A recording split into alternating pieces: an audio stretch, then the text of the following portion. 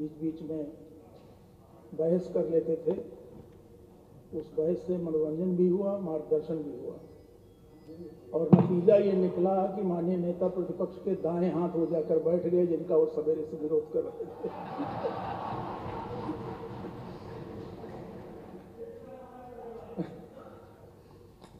यही संसदीय जनतंत्र का कमाल है कि कई बार हम लोग एक दूसरे के प्रति सद्भाव रहित दिखाई पड़ते हैं, लेकिन फिर मिल जाते हैं। और ये जो भारत का जनतंत्र है, इस दृष्टि से सारी दुनिया का सिरमौर भी है, मार्गदर्शक भी है। माननीय नितिन अग्रवाल इस आदरणीय सदन के एक युवा सदस्य हैं और अपने निर्वाचन क्षेत्र से लगातार तीसरी बार है। हरदोई से श्री नितिन अग्रवाल सबसे पहले 2008 के उपचुनाव में, और फिर दूसरी बार 2012 के निर्वाचन में, फिर तीसरी बार 2017 के निर्वाचन में समाजवादी पार्टी के टिकट पर विधानसभा के सदस्य निर्वाचित हुए थे। श्री अग्रवाल का जन्म 1981 में हुआ। बीकॉम और MBA की शिक्षा प्राप्त है। श्री अग्रवाल वर्ष 2013 से 17 तक माननीय श्री अखिलेश यादव मंत्रिमंडल के सदस्य रहे। मंत्रिपरिषद में राज्य मंत्री और राज्य मंत्री स्वतंत्र प्रभार के रूप में भी आपने चिकित्सा एवं स्वास्थ्य, सूक्ष्म लघु एवं मध्यम उद्यम, निर्यात, प्रोत्साहन आदि विभागों का दायित्व निर्वहन किया है। विधानसभा की लोक लेखा समिति के सदस्य भी रहे। वर्तमान इस सदन में आप संसदीय अनुश्रवण समिति के भी सदस्य हैं। अपने निर्वाचन क्षेत्र में बहुत काम किया है। स्वास्थ्य के क्षेत्र में अनेक महत्वपूर्ण काम उल्लेखनीय है। हरदोई जिले में बालिकाओं, बच्चों और बुजुर्गों के लिए अस्पताल के सहयोग से मेडिकल कैंप, सरकारी अस्पतालों का आधुनिकीकरण कराया, आधुनिक उपकरण स्थापित कराए। विधानसभा के उपाध्यक्ष पद पर निर्वाचित होने के अवसर पर मैं अपनी ओर से, इस आदरणीय सदन की ओर से श्री अग्रवाल को बधाई देता हूं और ये अपेक्षा है कि संसदीय कार्य में उनका यश और प्रतिष्ठा बढ़े। मैं माननीय मुख्यमंत्री जी से अनुरोध करता हूं कि इस अवसर पर। अध्यक्ष जी, मैं श्री नितिन अग्रवाल जी को इस सम्मानित सदन के उपाध्यक्ष के रूप में निर्वाचित होने पर अपने विधानमंडल दल की ओर से हृदय से बधाई देता हूं। हम लोग पिछले 4.5 वर्षों से इस बात का इंतजार कर रहे थे कि सबसे बड़े विपक्षी दल के द्वारा किसी युवा चेहरे को आगे करते हुए उपाध्यक्ष के रूप में उनके मनोनयन के लिए एक सर्वसम्मत प्रस्ताव लाने का प्रयास होगा, लेकिन कोई सकारात्मक रवैया न होने के कारण अंततः जब ये हुआ कि विधानसभा का कार्यकाल अगले 6 महीने के अंदर संपन्न हो जाएगा, अच्छा है कि हम लोग भी किसी युवा को यह दायित्व दें। और मुझे प्रसन्नता है कि युवा के साथ साथ अनुभवी सदस्य को आज विधानसभा उपाध्यक्ष के रूप में यहां पर इस माननीय सदन ने चुना है। मैं सभी सदस्यों को हृदय से धन्यवाद देते हुए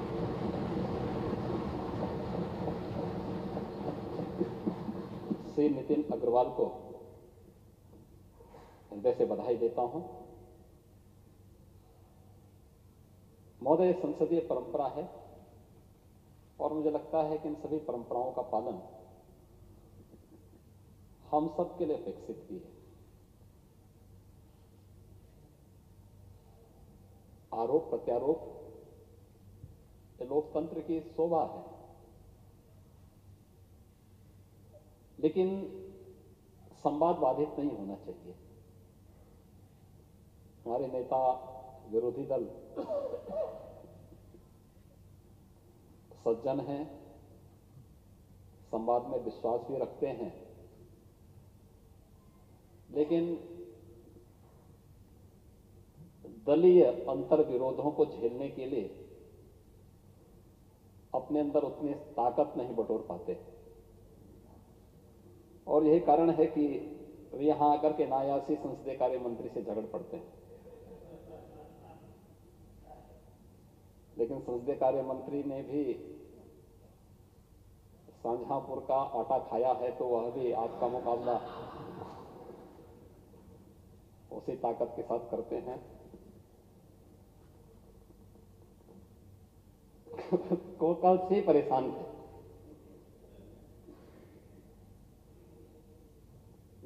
और परेशानी इस बात को उनको लग रही थी कि ये प्रस्ताव उनके द्वारा पहले दे दिया गया होता तो अच्छा होता।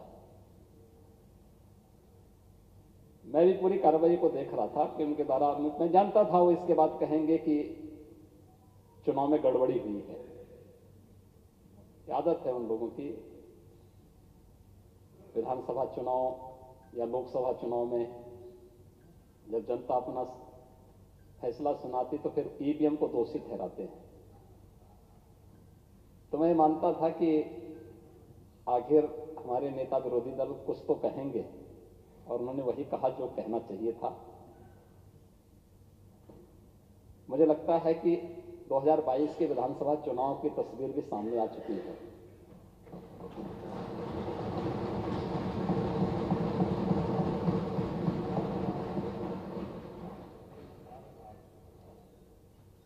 भारतीय जनता पार्टी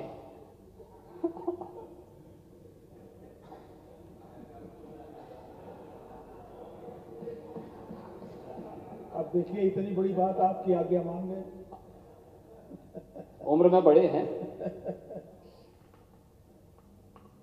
और नहीं, सही मैं बता रहा हूं कि मुझे आपके स्वास्थ्य की चिंता होती है कभी कभी। और मैं इसीलिए पिछली बार आपसे कहा था कि आपको बलिया के काले गाजर का हलवा जरूर खाना चाहिए।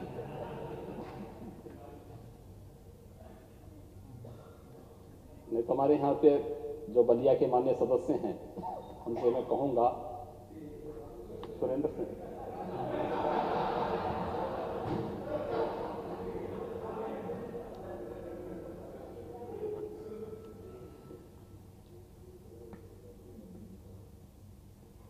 लेकिन बहुत शांतिपूर्ण तरीके से महोदय चुनाव यहां पे संपन्न हुआ है। और मैं देख रहा था, स्वाभाविक रूप से दलीय आग्रह भी और पूर्वाग्रह भी हर एक जगह हावी रहते हैं, और उनको व्यक्त करने का एक माध्यम भी सदन मिलता है जब आमने सामने बैठ करके दोनों ओर के सदस्य अपनी बातों को कह देते हैं। लेकिन उसको व्यक्तिगत रूप से नहीं लेना चाहिए। मैं देख रहा था सुबह जिसने 23 में नेता विरोधी दल यहां आए थे, लेकिन बाद में जब चुनाव प्रक्रिया प्रारंभ हुई तो उनको परिणाम तो मालूम ही था कि परिणाम क्या होने जा रहा है। अगले 2022 का विधानसभा का भी परिणाम क्या होने जा रहा है, तो इसलिए यहां छोड़ करके चले गए थे बाद में। उनके देखा देखी मैं भी चला गया था, क्योंकि हो सकता है मेरे रहने पर वह खन्ना जी से गुफ्तगू न कर पाए, कोई बातचीत न कर पाए। तो मैंने कहा अपनी बातचीत कह सकें। लेकिन जब काउंटिंग शुरू हो गई और उनके द्वारा अधिकृत जो माननीय सदस्य यहां पर काउंटिंग देख रहे थे, जब उन्होंने बताया कि परिणाम तो गड़बड़ हो गया है जो अपेक्षित था, तो उन्होंने फिर कहना शुरू कर दिया कि मतगणना में धांधली हुई है। वो हमेशा की तरह तो ये कहे कभी, क्योंकि यहां ईवीएम नहीं था। अगर ईवीएम होता तो तब तो फिर लेकिन परंपरा और मर्यादाएं, इन सब का पालन सभी के लिए आवश्यक भी है। युवा चेहरा आना चाहिए था। मुझे लगता है कि हमारे अध्यक्ष जी भी इसको पसंद किए होंगे कि एक युवा और अनुभवी सदस्य, पहली बार नहीं है, तीसरी बार वो माननीय विधायक बने हैं, और उनके अनुभव का लाभ सदन को प्राप्त होगा। माननीय अध्यक्ष जी के मार्गदर्शन और संरक्षण में पिछले 4.5 वर्षों के दौरान सदन ने अनेक कीर्तिमान स्थापित किए, और हम लोगों ने संवाद बनाने का हमेशा प्रयास किया। माननीय नेता विरोधी दल इस बात को जानते होंगे कि कोरोना के कालखंड में भी हम लोगों ने दलीय नेताओं की बैठक की थी, तो समाजवादी पार्टी ने तब भी उस बैठक का बहिष्कार किया था। हम लोगों ने सस्टेनेबल डेवलपमेंट गोल्स पर भी, एसएसजी के लक्ष्य को प्राप्त करने के लिए जो भारत सरकार ने, यूएन ने 2016 में और उसके उपरांत भारत सरकार ने पूरे देश के लिए उन लक्ष्यों को प्राप्त करने के लिए, जिसमें गरीबी के उन्मूलन का है, स्वास्थ्य और बेहतर शिक्षा के लिए है, रोजगार के लिए और अन्य उन सभी विकास लक्ष्यों को प्राप्त करने के लिए जो टारगेट फिक्स किए गए हैं पूरे देश के लिए, इस सदन ने 36 घंटे तक उस पर चर्चा की थी। हम सब जानते हैं राष्ट्रपिता महात्मा गांधी की 150वीं जयंती के उपलक्ष्य में एसएसजी पर एक विशेष सत्र आहूत किया गया था। उसमें भी समाजवादी पार्टी ने सदन का बहिष्कार किया था, और पूरे उस विशेष सत्र का ही बहिष्कार किया था, क्योंकि वह गरीबी उन्मूलन से संबंधित था, नौजवानों को रोजगार से संबंधित था, बेहतर स्वास्थ्य के लिए था, गुणवत्तायुक्त शिक्षा के लिए था, किसानों की आय को दोगुना करने के लिए था। लेकिन समाजवादी पार्टी को इससे कोई लेना देना है नहीं, तो समाजवादी पार्टी ने इसका भी विरोध किया था। तो संवाद की परंपरा तो हम लोगों ने हमेशा डाली है, हमेशा बनाने का प्रयास किया है, लेकिन उस संवाद को बाधित करने का कार्य हमेशा समाजवादी पार्टी ने किया है। यह कहने में कोई गुरेज मुझे आज यहां पर नहीं हो रही है, और मुझे एक बार फिर से यही कहना है कि हम अपनी संवाद की इस ताकत को हमेशा बनाए रखने का कार्य करेंगे। श्री नितिन अग्रवाल जी के निर्वाचित होने पर हम सब प्रसन्न हैं, प्रफुल्लित हैं, और श्री नितिन अग्रवाल तकनीकी रूप से समाजवादी पार्टी के सदस्य हैं, तो सबसे बड़े दल के सदस्य को उपाध्यक्ष का पद मिलना चाहिए था। यह काम भी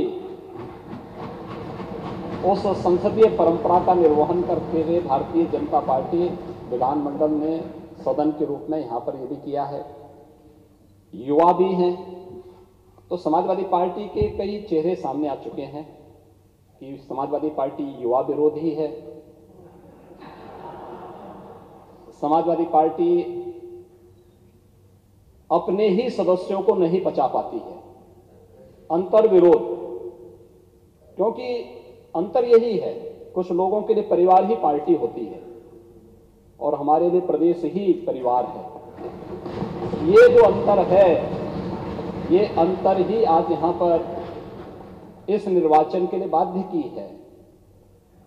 हमें नहीं भूलना चाहिए, इन सभी युवाओं को मौका मिलना चाहिए।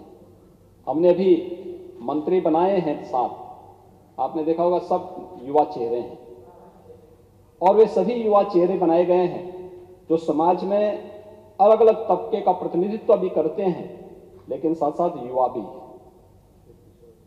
और उन सभी लोगों को प्रतिनिधित्व देने का कार्य भारतीय जनता पार्टी ने सदैव किया है, और हमारी सरकार उन्हीं मूल्यों, उन्हीं आदर्शों के लिए समर्पित भाव के साथ कार्य कर रही है। आज के इस अवसर पर मुझे विश्वास है कि समाजवादी पार्टी अपने उस परिवारवादी मंसूबे से थोड़ा अब ऊपर उठ करके व्यापक परिप्रेक्ष्य में सोचने का कार्य करेगी तो मुझे लगता है कि इस दल के हित में होगा। अन्यथा जो फैसला होने वाला है आज इस निर्वाचन से साबित हो चुका है। श्री नरेंद्र सिंह वर्मा जी के प्रति हमारी पूरी सहानुभूति है, हमारी संवेदना है। वे अच्छे सदस्य हैं, समाजवादी पार्टी की ओर से अपनी बात को दमदार तरीके से सदन में रखते हैं, संसदीय परंपराओं का पालन करते हैं। लेकिन अगर यह नाम 4 साल पहले 3 साल पहले समाजवादी पार्टी सदन के सामने रखी होती तो मुझे लगता है कि आज जो धोखा आप लोगों ने नरेंद्र सिंह वर्मा जी के साथ किया है, धोखा उनके साथ संभवतः नहीं होता। और मुझे कोई संकोच नहीं है ये कहने में कि आप लोगों ने धोखा किया है, और कम से कम मुझे आपसे तो उम्मीद नहीं थी। मैं मानता था कि नेता प्रतिपक्ष के रूप में आप बलिया की धरती से हैं, तो अपने क्रांतिकारी तेवर दिखा करके 3 साल पहले 4 साल पहले अपने पार्टी के अंतर विरोधों को दूर करते हुए कोई अच्छा नाम सामने लाते। और हम लोग हमेशा इस बात को कहते कि भाई एक समन्वय होना चाहिए अच्छा, लेकिन आप लोग विफल रहे। आप अपने सदस्यों को भी नहीं पहचान पाए, आप अपने सदस्य को ही धोखा देना चाहते थे। परिणाम क्या होने जा रहे हैं ये जानते हुए भी जबरदस्ती चुनाव में आप धकेल करके उनके समय को भी खराब कर रहे थे, उनकी ऊर्जा को भी वेस्ट कर रहे थे। जितना भाषण उन्होंने सुबह यहां पर दिया था, इतना अपने विधानसभा क्षेत्र में देंगे तो हो सकता पब्लिक के दिमाग में कुछ चीजें सामने आती कि हाँ कुछ किया है विधायक जी ने। तो दोनों काम आपके द्वारा नहीं हो पा रहा था। धोखा देना था, धोखे देने की प्रवृत्ति है, इसलिए आज ये हुआ है। लेकिन हमारी पूरी संवेदना उनके साथ में है। वे समाजवादी मूल्यों के साथ अपना जीवन यापन करें। श्री नितिन अग्रवाल जिस परंपरा के साथ आगे बढ़ रहे हैं वे मजबूती के साथ आगे बढ़ें। भारतीय जनता पार्टी विधानमंडल पूरी तरह उनके साथ में है, उनका सहयोग करेगी। और महोदय, इस सदन की उच्च मर्यादा का पालन करते हुए उन परंपराओं को आगे बढ़ाने के लिए हम लोग सभी मिलकर के कार्य करेंगे। आपके मार्गदर्शन में, आपके संरक्षण में देश के सबसे बड़े विधानमंडल ने विगत 4.5 वर्षों के अंदर अनेक ऐतिहासिक निर्णय लिए हैं और प्रदेश की 25 करोड़ जनता के हितों के लिए कार्य किया है। हर एक फील्ड में कुछ नया कुछ देखने को मिला है, चाहे वह गरीब कल्याण के लिए हो, युवाओं के कल्याण के लिए हो, महिलाओं के सशक्तिकरण के लिए हो, किसानों के उत्थान और उनके उन्नयन के लिए हो, प्रदेश के इंफ्रास्ट्रक्चर डेवलपमेंट के माध्यम से देश के सामने उत्तर प्रदेश को निवेश के सबसे अच्छे गंतव्य के रूप में स्थापित करने का हो, या फिर प्रदेश के बारे में जो एक धारणा थी देश की, दुनिया की, उस धारणा को बदलने का रहा हो। विगत 4.5 वर्ष के दौरान ये कार्य सभी उत्तर प्रदेश के अंदर हुए हैं और सदन के सभी मान्य सदस्यों ने मिलकर के, सत्ता पक्ष के सदस्य भी थे, विपक्ष के सदस्य भी थे, सभी ने मिलकर के उन लक्ष्यों को प्राप्त करने में अपना योगदान दिया है। और आज वही कारण है कि उत्तर प्रदेश के बारे में देश की एक धारणा बदली है। उत्तर प्रदेश के बारे में लोग एक अच्छी धारणा के साथ अब सोचने लगे हैं कि हाँ, उत्तर प्रदेश देश के का एक ग्रोथ इंजन बनने की सामर्थ्य रखता है। उत्तर प्रदेश देश की सबसे बड़ी अर्थव्यवस्था के रूप में उभरने का माना रखता है। उत्तर प्रदेश जो कुछ भी करेगा वह भारत की अर्थव्यवस्था को एक नई ऊंचाइयों तक आगे ले जाने में काफी मददगार हो सकता है।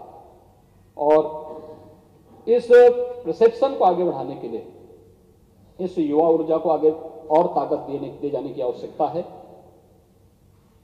आज यहां पर श्री नितिन अग्रवाल का विधानसभा के उपाध्यक्ष के रूप में निर्वाचन इस बात को साबित करता है। मैं एक बार फिर से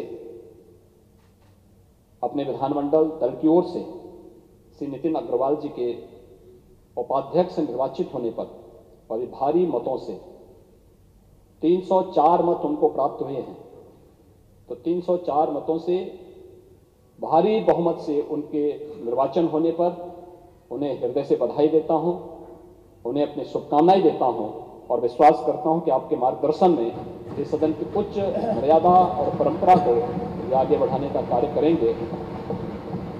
श्री नरेंद्र सिंह वर्मा जी के प्रति भी मेरी हृदय से अपनी संवेदनाएं हैं, उनके प्रति सहानुभूति भी है और शुभकामनाएं भी हैं कि वे समाजवादी पार्टी ने उन्हें अपना प्रत्याशी तो बनाया, लेकिन पूरे विपक्ष को भी वह एकजुट नहीं कर पाए। अच्छा होता कि आपस में एक संवाद बना करके इस व्यवस्था को आगे बढ़ाते, लेकिन वक्त सबको समझा देता है। 2022 का चुनाव और अच्छे ढंग से इसको समझाने का कार्य करेगा। आज का परिणाम इस बात को साबित करता है। मेरे इस सदन के सभी सदस्यों को, जो पिछले कल से आप देख रहे होंगे बहुत तेज बारिश और आंधी है पूरे प्रदेश में और उत्तर भारत में, एक बड़े भूभाग में, वो सबके बावजूद यहां पर आए हैं। उन सभी मान्य सदस्यों को जिन्होंने, चाहे वह सत्ता पक्ष के हों या विपक्ष के हों, सभी ने इस निर्वाचन में शांतिपूर्ण ढंग से, सौहार्दपूर्ण तरीके से सदन की मर्यादा के अनुरूप यहां पर व्यवहार करते हुए निर्वाचन में प्रतिभाग किया है। उन सबको भी हृदय से धन्यवाद देता हूं और दीपावली की मंगलमय शुभकामनाएं आप सबके प्रति व्यक्त करता हूं। धन्यवाद।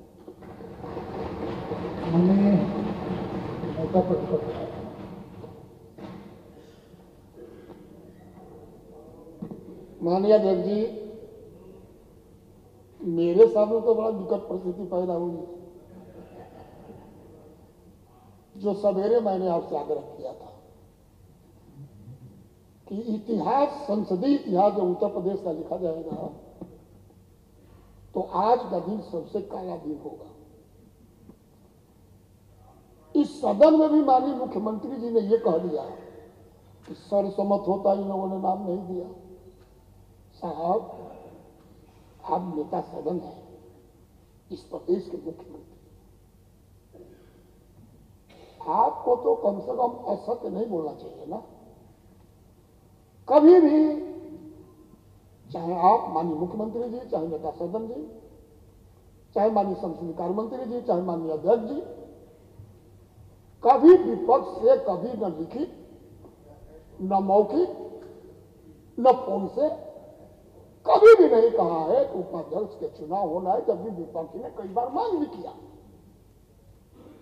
अब आप जैसे, अब समझ नजदीक जा रहा है, समय नजदीक जा रहा है, चुनाव नजदीक आ रहा है, और काहे को परिवार पैदा किया गया। लेकिन यह घरघोर संसदीय परंपराओं का अपमान है। और माननीय अध्यक्ष, मैं किसको बधाई दूं? कौन उपाध्यक्ष चुना गया? आज तक ये परंपराएं रही है इस सदन की कि जब माननीय अध्यक्ष जी का चुनाव हो, चाहे माननीय उपाध्यक्ष जी का चुनाव हो, माननीय नेता सदन, नेता विरोधी दल और दल के नेता माननीय अध्यक्ष जी को ढूंढ करके ले जाकर के कुर्सी पर बैठाते हैं। उसके बाद जब माननीय अध्यक्ष जी कुर्सी पर विराजमान हो जाते हैं तो माननीय नेता सदन बधाई संदेश देते हैं, नेता विरोधी दल देते हैं, दल के और नेता देते हैं। तो उपाध्यक्ष के चुनाव में तो मर्यादाओं का हनन हुआ ही, संसदीय परंपराओं को तोड़ा ही गया। बधाई संदेश में भी वही, हम आपको बधाई दें कि किसको बधाई दे, कुर्सी पर तो आप हैं, उपाध्यक्ष जी तो यहां बैठे हुए। इनको, हमको आपको वहां ले जाना चाहिए था, आप खड़े होकर के इनको सम्मानित तरीके से अपने आसन पर बैठाते, आप वहां से चले जाते अपने कमरे में, माननीय उपाध्यक्ष जी आसन पर बैठते और तब इनका बधाई संदेश होता। एक ये भी परंपराएं तोड़ दिया माननीय मुख्यमंत्री जी ने, भारतीय जनता पार्टी की सरकार। भारत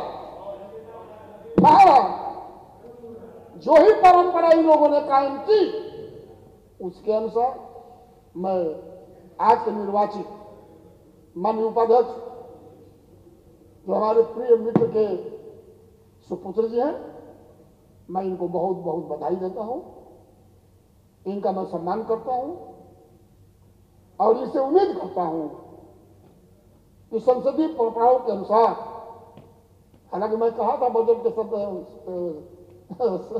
सदन में, जब सदन में बजट पेश हुआ था कि ये लोला है, माननीय उपाध्यक्ष जी जब आज आपको यहां बैठा दिया गया, वहां नहीं बैठाया गया, तो हमको नहीं लगता है कि आप ऊपर कभी बैठ पाएंगे। कारण जब तो सदन में नहीं होगा, एक दिन होगा, तो एक दिन होगा तो इतना महत्वपूर्ण रहेगा कि माननीय अध्यक्ष जी का बैठना अनिवार्य इसलिए रहेगा। तो ये लोला है आपके लिए।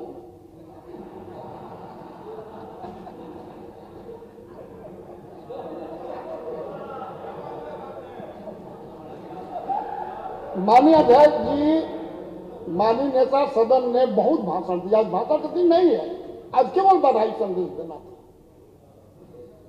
लेकिन अब उनको लगता है कि अगर भाषण नहीं दे तो हमारी बेइज्जती हो जाएगी। आज तो न उपलब्धि बताने के दिन है, न अपने काम बताने के दिन है। आज मैंने उपाध्यक्ष जी को बधाई देने का दिन। माननीय अध्यक्ष जी, जो काम हुआ है मुख्यमंत्री जी ने गिनाया, वो तो जनता देखी रही है। नौजवान हमारे माननीय उपाध्यक्ष जी हैं, लेकिन अध्यक्ष जी इस देश में नौजवानों का आइकन एक आदमी है, वो है माननीय अखिलेश यादव। पूरा देश के हर जाति धर्म के नौजवान माननीय अखिलेश यादव के साथ खड़ा है।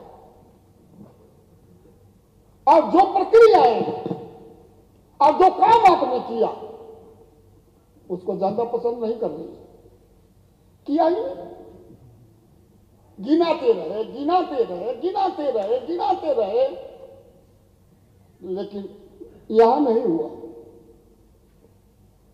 महाराष्ट्र में चुनाव आना है, बड़ा आपने गौर से कहा कि हम इतना वोट से जीता। अध्यक्ष जी, हम थे 49, चले गए 3, श्रीमान 2 बचे हम 46, और कितना पाए हैं?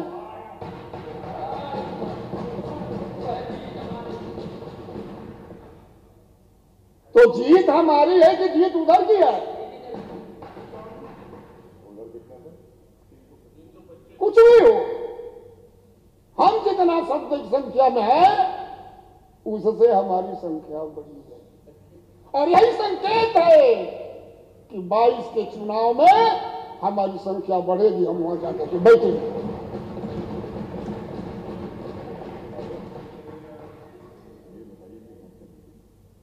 माननीय अध्यक्ष जी, माननीय मुख्यमंत्री जी कुछ कहा भी, वो सत्र के विषय में, उस सत्र के विषय में लिख करके कुछ नहीं आया था कि किस विषय पर सत्र, वो केवल विशेष सत्र।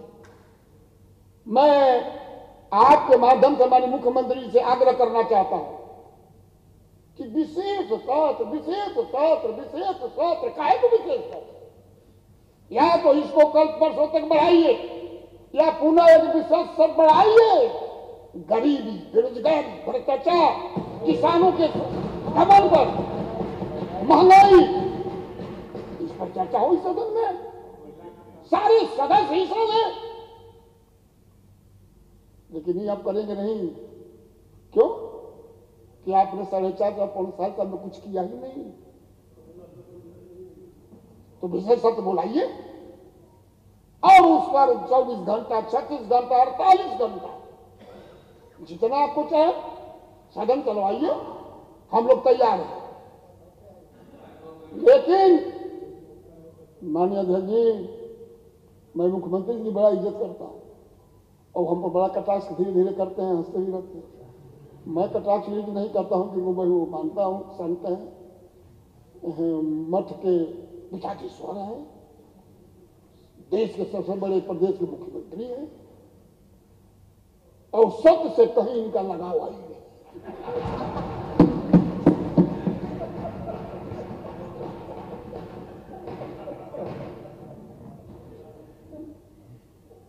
आ गए उपाध्यक्ष जी। मैं जब गांव से शहर में पढ़ने आया बलिया, तो उसमें एक नया सिनेमा हॉल बना था, शीश महल, उसमें पिक्चर लगी थी आरजू। आरजू पिक्चर की पहला गाना था उपाध्यक्ष जी कि अजीर उठ करके कहाँ जाइएगा, कहाँ जाइएगा हमें पाइएगा।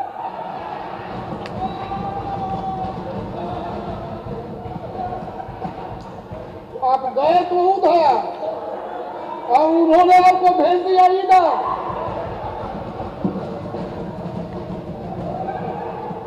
इसीलिए ऊपर बैठा करके आपको धन्यवाद नहीं दिया गया, आपको यहां बैठा कर धन्यवाद दिया गया। मैं पूरे समाजवादी पार्टी की तरफ से मैं जो भी लोगों ने हमको वोट दिया है, नरेंद्र वर्मा जी को मैं बधाई देना चाहता, जो इस प्रदेश के कुर्मियों के सबसे बड़े नेता है, किसान नेता है। इन्होंने हिम्मत जुटाई और हिम्मत नहीं, संसदीय प्रक्रियाओं के अनुसार नेता विपक्ष के कैंडिडेट को उपाध्यक्ष बनाया जाता है। सबसे पहले हमने इनका नॉमिनेशन भी कराया कि माननीय मुख्यमंत्री जी इस बात को समझ जाएंगे कि इनका नॉमिनेशन हो गया तो चुप। लेकिन इनको तो उपाध्यक्ष जी को अपमानित करना था, मंत्री नहीं बनाए, कैबिनेट मंत्री बनाए होते। कैबिनेट मंत्री नहीं बनाया, जब सदन खत्म हो रहा है तो वही लोला।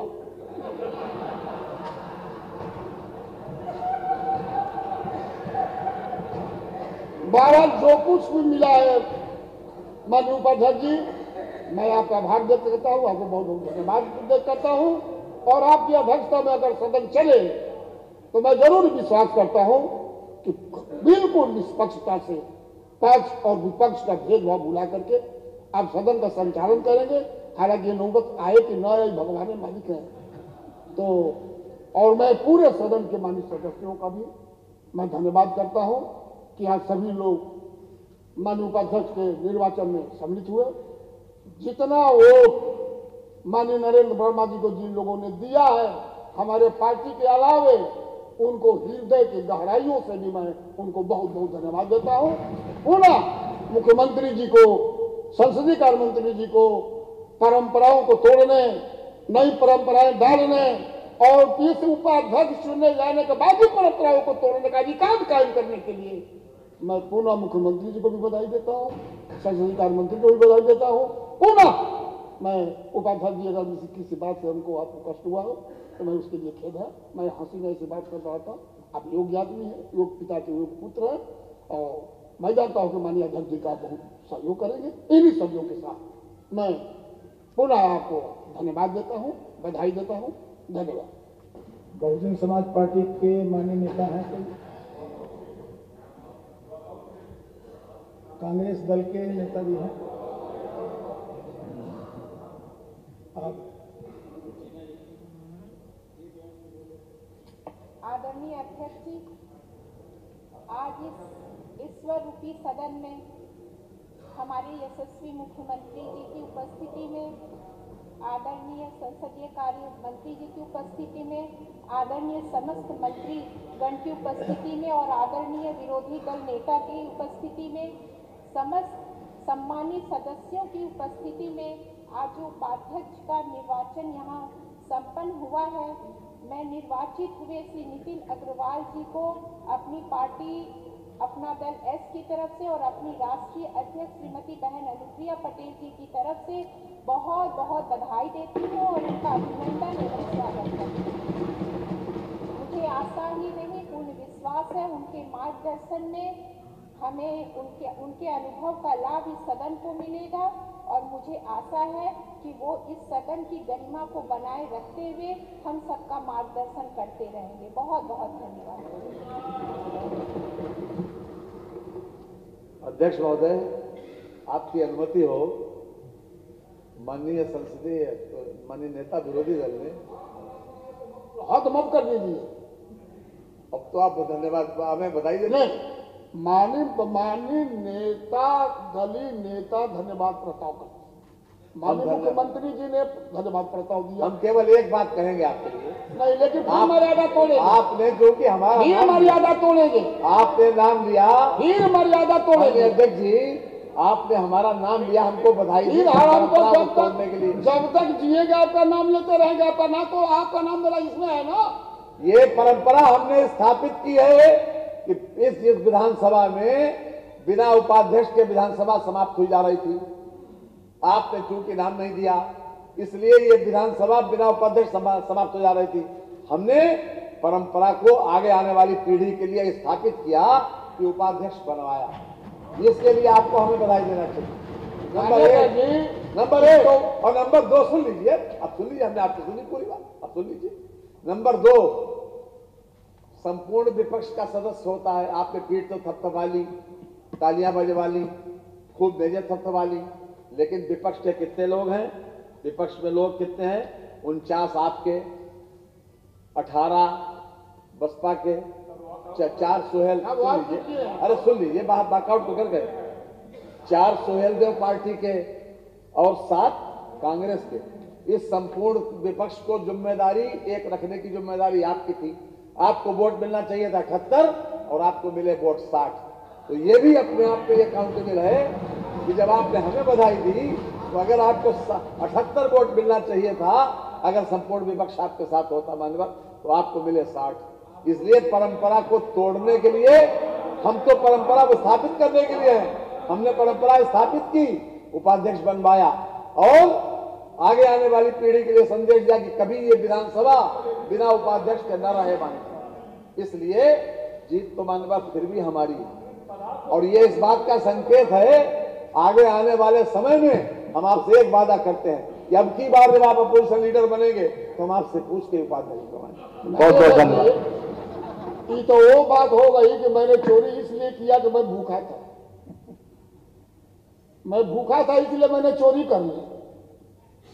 ये कह रहे हैं संसदीय कार्य मंत्री जी, मैंने नेता विरोधी दल के हैसियत से व सदन के मित्र के हैसियत से, चाहे विपक्ष हो चाहे पक्ष हो, समाजवादी पार्टी ने किसी से वोट नहीं मांगा।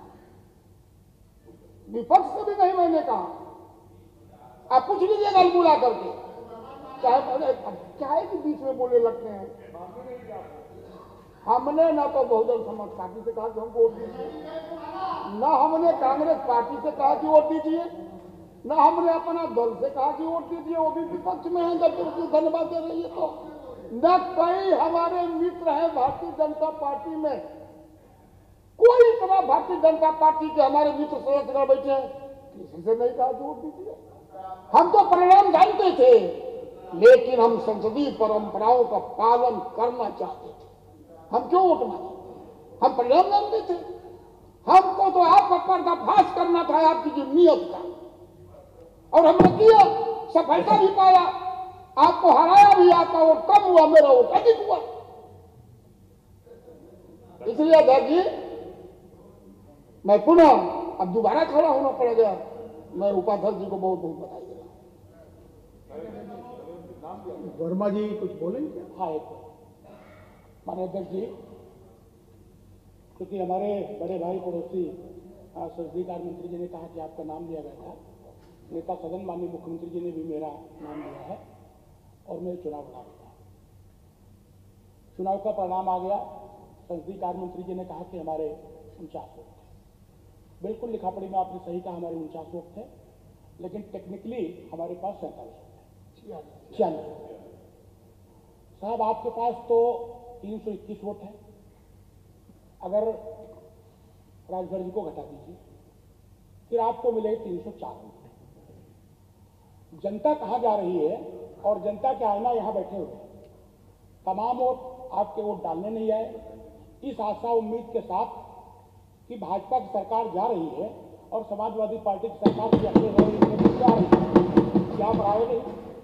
जो लोग आए उनमें कुछ लोगों ने हमारे पक्ष में मतदान किया है, क्योंकि बसपा वॉकआउट थी, कांग्रेस वॉकआउट थी, तो हमें वोट कहां से मिला? वोट तो अंतरात्मा की आवाज पर आपके दल के लोगों ने मुझे दिया।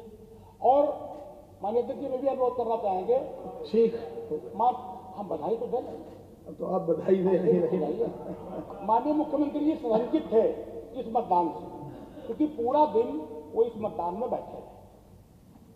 सिंचाई मंत्री जी, अल्पसंख्यक मंत्री जी अगर सशंकित न होते तो मतदान के समय शायद वो यहाँ पर न बैठते, टेक्निकली वो बैठ सकते थे, लेकिन इस सदन के वोटर नहीं थे, इसलिए पूरा उनको शंका थी कि उनके वोट क्रॉस वोट करेंगे, इसीलिए यहाँ पर वो रखा गया बात। ठीक है साहब, ये बातें मानने का मुझे नहीं कर चुके।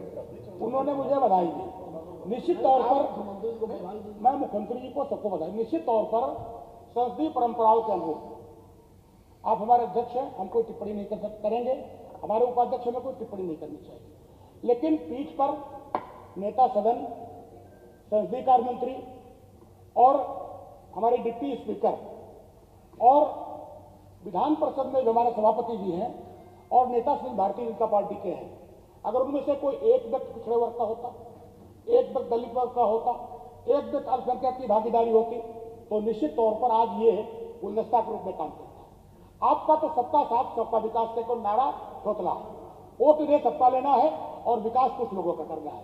ये निश्चित तौर पर मैं कोई टिप्पणी नहीं कर रहा हूं, ये लेकिन जमीनी हकीकत है कि अध्यक्ष विधानसभा, नेता सदन, संसदीय कार्य मंत्री, हमारे डिप्टी स्पीकर और सभापति विधान परिषद और नेता विधान परिषद में अगर कोई पिछड़े वर्ग का होता, कोई दलित परिवार का होता, कोई अल्पसंख्यक परिवार का होता, तो सबका साथ सबका विकास दिखता। ना यहाँ पिछड़ों भागीदारी है, ना यहाँ किसानों भागीदारी है। ठीक है, तो आप बधाई दीजिए। यहाँ शोषित वंचित लोगों की भागीदारी है, ये भागीदारी मिलनी चाहिए थे। हम अपनी तरफ से अपने छोटे भाई श्री नितिन अग्रवाल जी जो सीनियर एमएलए हैं, उनको धन्यवाद देता हूं कि उनका राजनीतिक जीवन आगे बढ़े और इस संसदीय परंपराओं के अनुसार वो विधानसभा के संचालन में अगर उन्हें आप मौका देंगे तो निश्चित तौर पर वो उसका हिस्सा बनेंगे और ठीक ठाक ढंग से संचालन करेंगे। अपने में सभी विधायकों को अपनी तरफ से पार्टी की तरफ धन्यवाद दे रहा हूं कि जिन्होंने मुझे वोट दिया वो भी हमारे भाई हैं और जिन्होंने हमें वोट नहीं दिया वो भी हमारे परिवार के। ये लोकतंत्र है, आप हम नहीं होंगे, अब मैं लेकिन लोकतंत्र फलता फूलता रहे और लोकतंत्र की जो परंपराएं हैं उन पर हम आगे बढ़ते रहें। बहुत बहुत धन्यवाद और बहुत बहुत धन्यवाद अपने छोटे भाई नितिन अग्रवाल जी जो हमारे उपाध्यक्ष हैं, बहुत बहुत आभार। अब मैं नवनिर्वाचित उपाध्यक्ष माननीय नितिन जी से अनुरोध करूंगा कि वह अपने विचार और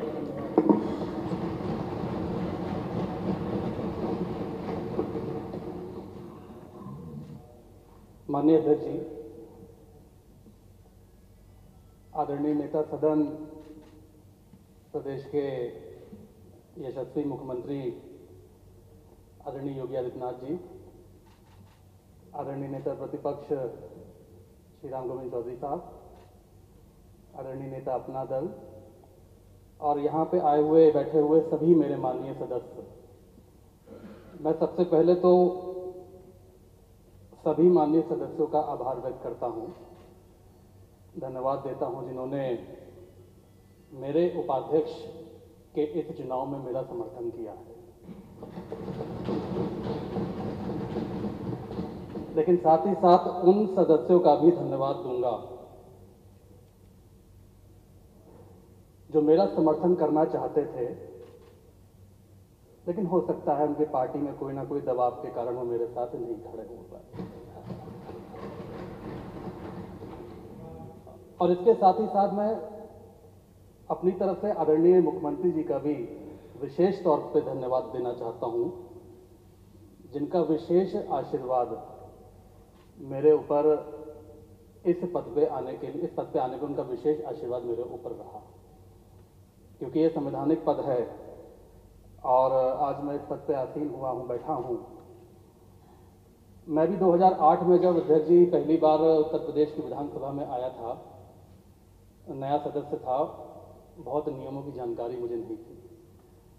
लेकिन धीरे धीरे जब मैंने देखा कि नियमों में कैसे सवालों को उठाया जाता है, ये लोकतंत्र का मंदिर है, हम सब 24 करोड़ उत्तर प्रदेश के जनता की जनहित की बातों को, यहाँ पे मुद्दों को लेकर आते हैं, और कैसे किन नियमों में अपने क्षेत्र की समस्याओं को उठाना है, किन नियमों में अपनी बातों को कहना है, मुझे धीरे धीरे सीखने का मौका मिला। जो मेरे वरिष्ठ सदस्य हैं, जो मेरे साथ तब से और अभी तक भी सदन के सदस्य हैं, उनसे सीखने को मिला। उस आसन पे और जो पहले आपसे पहले जो आदरणीय अध्यक्ष रहे, उनसे सीखने को मिला। और धीरे धीरे मैंने सीखा, समझा कि कैसे अपनी बातों को रखा जाता है, कैसे अपनी बातों को यहाँ पे कहा जाता है, और अपने क्षेत्र की और अपने प्रदेश की जनता की और भी समस्याओं को कैसे सदन में लाके रखा जाता है। मैं, क्योंकि अगर मुझे मौका मिलेगा तो मैं ज़रूर जो मैंने सीखा है इतने सालों में, उन नियमों में सदन को चलाने का काम मैं काम करूँगा। लेकिन मैं ज़रूर कहूँगा कि अगर मुझसे कोई त्रुटि हो जाए तो मुझे अंकित करने का भी ज़रूर काम करें। यहाँ पे जो मेरे वरिष्ठ सदस्य हैं, मैं अपनी तरफ से पूरा प्रयास करूँगा कि मैं सदन के सभी सदस्यों को साथ में लेके, और जैसे सदन की परंपराएं हैं, चलने की परंपराएं हैं, उन परंपराओं को निर्वहन करते हुए सदन की कार्रवाई को आगे बढ़ाऊँ।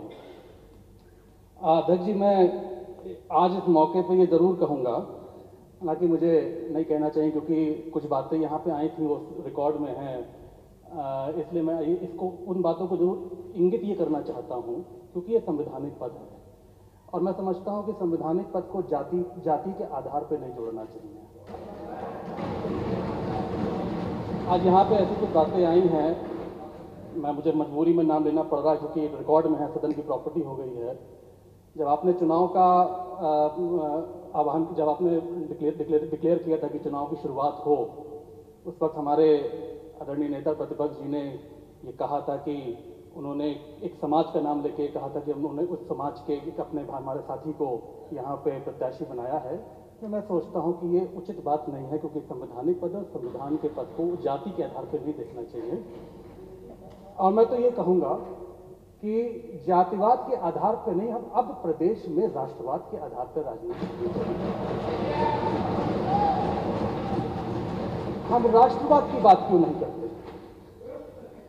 प्रदेश की जनता ने जातिवाद के आधार पर राजनीति करने वाले लोगों को प्रदेश की सत्ता से हटाया है और एक संदेश दिया है कि अब जातिवाद के आधार पर राजनीति नहीं होनी चाहिए। और मैं तो कहूँगा कि राष्ट्रवाद की राजनीति करके हम अपने आगे आने वाली पीढ़ी को कम से कम ये संदेश दें, हमारा राष्ट्र कैसे मजबूत हो, हमारा राष्ट्र कैसे आगे बढ़े, हमारा राष्ट्र कैसे विश्व के उन मजबूत लोकतंत्र को, हमारा मैं कहता हूँ कि पूरे विश्व में अगर सबसे मजबूत लोकतंत्र अगर कहीं है तो हमारे भारत का है, हमारे देश का है, और इसके लिए हम सबको गर्व होना चाहिए। और इस लोकतांत्रिक देश को हम और अंतर्राष्ट्रीय स्तर पे कैसे मजबूत करें, हमें इसके लिए चर्चा करनी चाहिए, हमें इसके लिए बात करनी चाहिए। आखिरी में मैं क्योंकि काफ़ी समय हो गया, सबको अपने घर जाना है, मैं आखिरी में ये ज़रूर कहूँगा, मैं तो प्रभु श्री राम से ये प्रार्थना करता हूँ, अब हम लोग बहुत लंबा समय नहीं रह गया, अब 17वीं विधानसभा का करीब हम लोग एंड पे हैं, लेकिन प्रभु श्री राम से ये प्रार्थना है कि हम जैसे यहाँ पे 17वीं विधानसभा में बैठे हैं, जो यहाँ से जीत के जैसे आया है, वैसे ही वो 18वीं विधानसभा में भी जीत के आए, जिससे हम इन परंपराओं को आगे बढ़ाएं और इन परंपराओं को, लोकतांत्रिक परंपराओं को और मजबूत करें। मैं अपने आदरणीय मुख्यमंत्री जी का, आदरणीय नेता प्रतिपक्ष का, आदरणीय अपने सभी सदस्यों का, चाहे पक्ष के हों चाहे विपक्ष के हों, उनसे उनके समर्थन की उम्मीद करता हूं। अब मुझे विश्वास है कि उनका समर्थन मुझे मिलेगा और सदन की कार्रवाई जब भी आगे चलेगी, इसी तरह जैसे उनका समर्थन मिलता है वैसे ही मिलता रहेगा। बहुत बहुत आभारी हूं। धन्यवाद।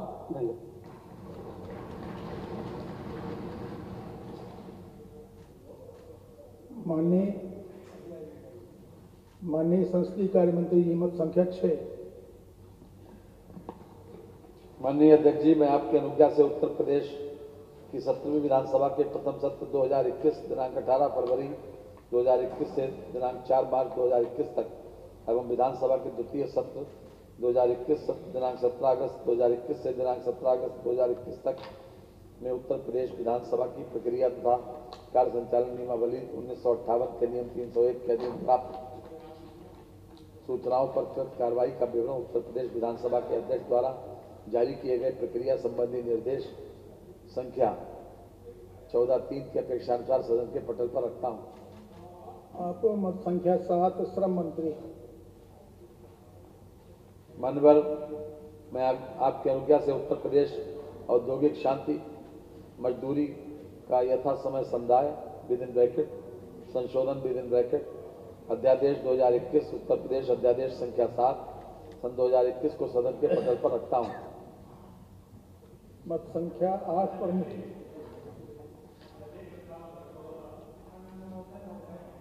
मैं किस पर आप कहना चाहते हैं? ये मत संख्या 7 पे अभी जब ये आएगा तब बात करेंगे। अनुमोदन तो हो सकता है। जब इसका प्रतिस्थानी विधेयक आएगा तो चर्चा होगी।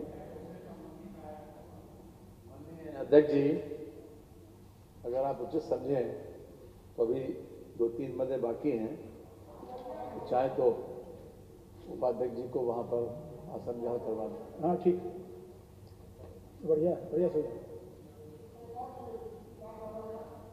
हमने को उपाध्यक्ष जी को ये बहुत बधाई दे दिया। यहाँ ये पहले ही होना चाहिए था जो मैंने रखा कि जब माननीय मुख्यमंत्री जी और आप पहले होने का ऐसा था जी, पहले होने का अबू संख्या तो मत पढ़िए, विधान नहीं पहले होने का। अब अगले सदन में बैठाइए। अब आगे की कार्रवाई अगर चाहे तो बैठवा दें। नहीं ठीक है, आप दोनों की हमारी भी यही इच्छा थी, थोड़ा संकोच में बोल नहीं पाए। बधाई तो उपाध्यक्ष जी ने करा दिया यहाँ इन्होंने, जबकि हम करा लड़िए ये परंपरा रही है हमेशा कि माननीय उपाध्यक्ष जी को बधाई वहां दी जाती है उपाध्यक्ष के हैसियत से। आज जो है कल सेशन बढ़ा दीजिए। कितना रिकॉर्ड तोड़िएगा, कितना तोड़िएगा, कितना तोड़िएगा। ऐसा है, अरे ऐसा तो है ही है, ऐसा तो है ही। एकदम लीप पूछ के पूरा खत्म कर दीजिए। एक साबिर शीशा हम आपको भेजे, बड़ा वाला शीशा भेज देंगे और उसके सामने जब आप खड़े होंगे तो आप अपने आप को खूब बधाई देंगे।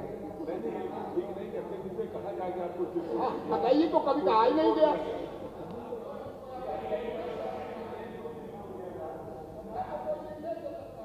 जी, कोई निर्देश कर सकता है कि आप कुर्सी पर बैठिए, अध्यक्ष जी से हमने अध्यक्ष जी का अपमान है, संचार मंत्री जी। अध्यक्ष जी से और अध्यक्ष जी के अपमान आपने किया है कि आप कुर्सी छोड़ दीजिए, अध्यक्ष जी को बैठाइए, हम लोग सदन का बहिष्कार करते हैं। अध्यक्ष, माननीय अध्यक्ष जी, मेरा ये आशय नहीं था। मैंने तो आपसे ये कहा था कि अगर उचित समझे मान्यवर तो उपाध्यक्ष जी को वहां पर बैठा दिया जाए, बचा हुआ है। तो इस तरह से एक ये अप्रिय प्रसंग आया है। मैं तो पहले ही सोच रहा था कि वो आगे वाली कार्यवाही चलाऊं। मेरा आपका अपमान करने के तो मैं सोच नहीं सकता। मैं हृदय से आपका बहुत सम्मान करता हूँ। नहीं, ये कहां से आ गया कि हम इन लोगों को तो एक इशू बनाना है। जो बातें हैं वो इधर उधर जा रही हैं।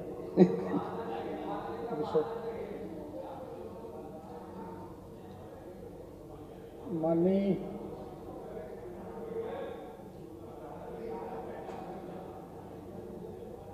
प्रमुख सचिव विधानसभा। उत्तर प्रदेश विधानसभा की प्रक्रिया एवं कार्य संचालन नियमावली के नियम 149 के अंतर्गत सूचित किया जाता है कि निम्नलिखित विधेयक जो उत्तर प्रदेश विधानसभा द्वारा दिनांक 18 अगस्त 2021 को पारित किए गए थे, उत्तर प्रदेश विधान परिषद से बिना संशोधन के दिनांक 19 अगस्त 2021 को वापस प्राप्त हो गए।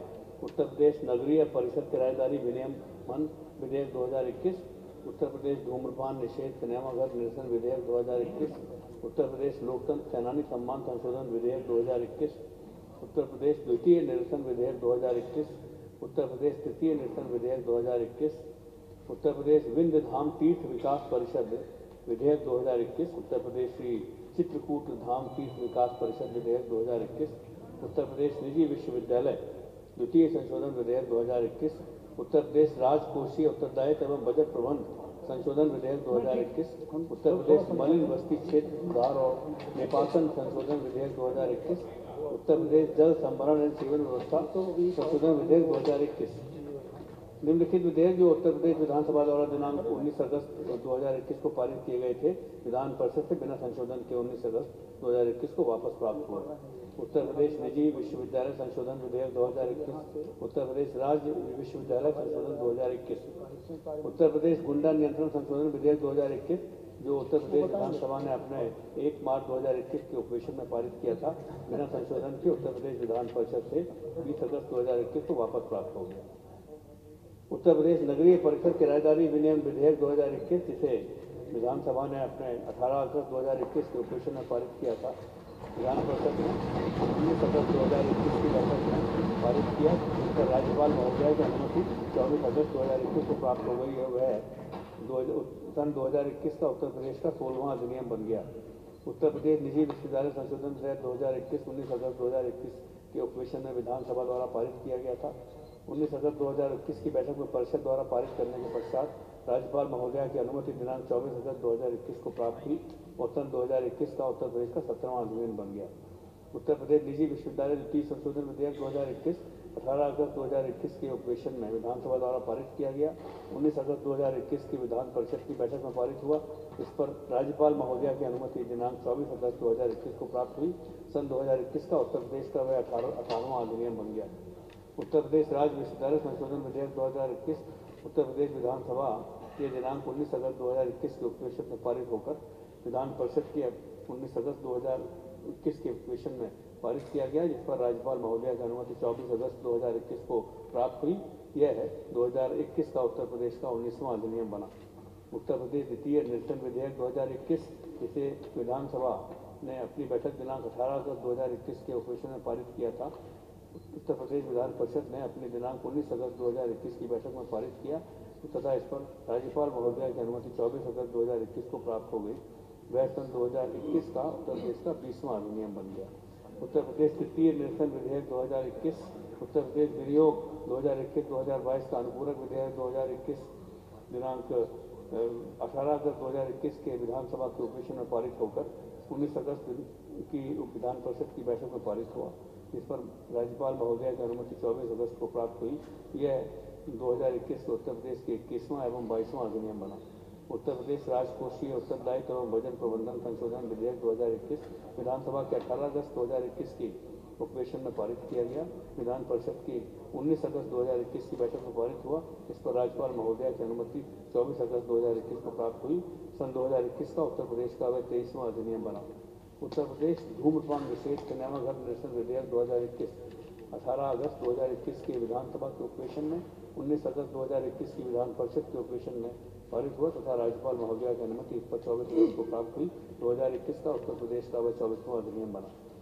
उत्तर प्रदेश लोकतंत्र सेनानी सम्मान संशोधन विधेयक 2021 उत्तर प्रदेश जल संभरण तथा सीवर व्यवस्था संशोधन विधेयक 2021 उत्तर प्रदेश मलिन बस्ती क्षेत्र सुधार और निपासन संशोधन विधेयक 2021 उत्तर प्रदेश विधानसभा की 18 अगस्त की बैठक में तथा उत्तर प्रदेश विधान परिषद की 19 अगस्त की बैठक में पारित हुए। इस पर राज्यपाल महोदय की 24 अगस्त 2021 को अनुमति प्राप्त हुई। यह उत्तर प्रदेश 2021 के 25वें, 26वें एवं 27वें अधिनियम बने। उत्तर प्रदेश विंध्य धाम तीर्थ विकास परिषद विधेयक 2021 उत्तर प्रदेश श्री चित्रकूट धाम तीर्थ विकास परिषद विधेयक एवं कारागार उत्तर प्रदेश संशोधन विधेयक 2020 उत्तर प्रदेश विधानसभा के 18 अगस्त की एवं परिषद की 19 अगस्त की बैठक में पारित हुए। इस पर राज्यपाल महोदय की 24 अगस्त 2021 को अनुमति प्राप्त हुई। यह 2021 के उत्तर प्रदेश के 28वें, 19वें एवं 30वें अधिनियम बने।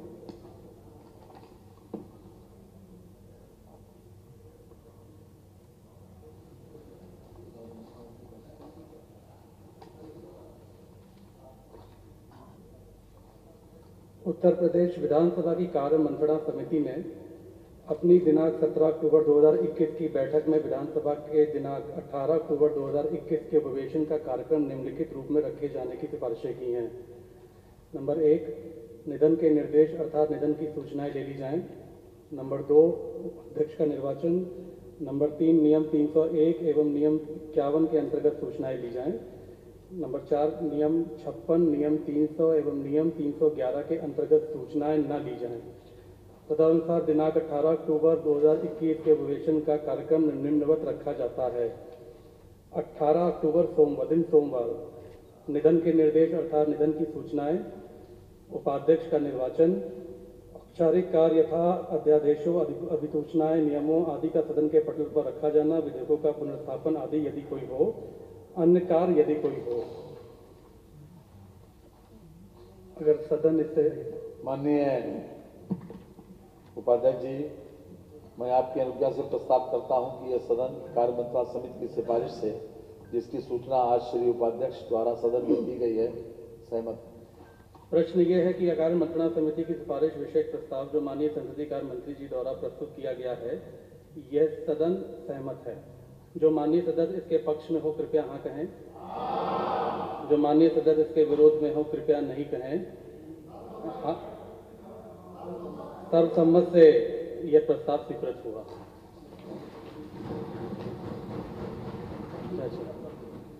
नियम 51 के तहत आज दिनांक 18 तारीख को कुल 33 सूचनाएं प्राप्त हुई हैं। ये सारी सूचनाएं स्वीकृत होती हैं, सारी होती हैं। माननीय अध्यक्ष जी, मैं आपके अनुमति से ये प्रस्ताव करता हूं कि सदन की कार्रवाई अनिश्चित काल के लिए स्थगित की जाए। प्रश्न ये है कि सदन की कार्रवाई अनिश्चित काल के लिए स्थगित की जाए। जो माननीय सदस्य इसके पक्ष में हो कृपया हाँ कहें। जो माननीय सदस्य इसके विरोध में हो कृपया नहीं कहें। ये सर्वसम्मत से प्रस्ताव स्वीकृत हुआ। राष्ट्रगान के लिए कृपया